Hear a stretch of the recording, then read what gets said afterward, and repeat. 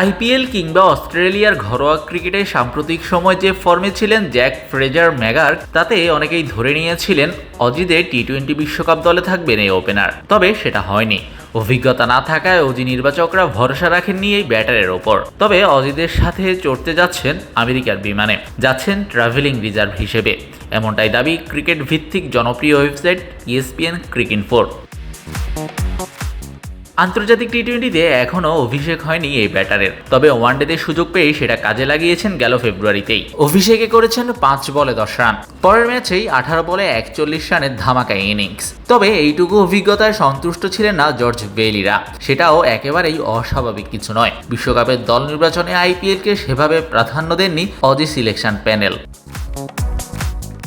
আইপিএলের চলতি আসরে 2 বার 15 বলে 50 করেছেন এই ডানহাতি, যার মাঝে একটা ছিল 17 বলে 84 রানের ইনিংস, আরেকটা মাত্র 18 বলে 65 রানের, আরেকটা 50 করেছেন 19 বলে, স্লোয়েস্ট 50টাও ছিল 29 বলে। এমন একজন ব্যাটার বিশ্বকাপ দলে জায়গা করে নিতে না পারায় অবাক হয়েছেন অনেকেই।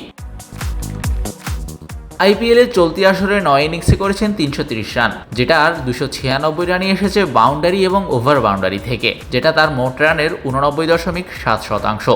নামের পাশে 28 ছক্কা আর 32 চার, স্ট্রাইক রেট 234। ম্যাগার ছাড়াও বিশ্বকাপ বিমানের টিকিট কাটায় ট্রাভেলিং রিজার্ভ হিসেবে থাকবেন top order batter Matthew Shahriar Shaon, sports Bangla.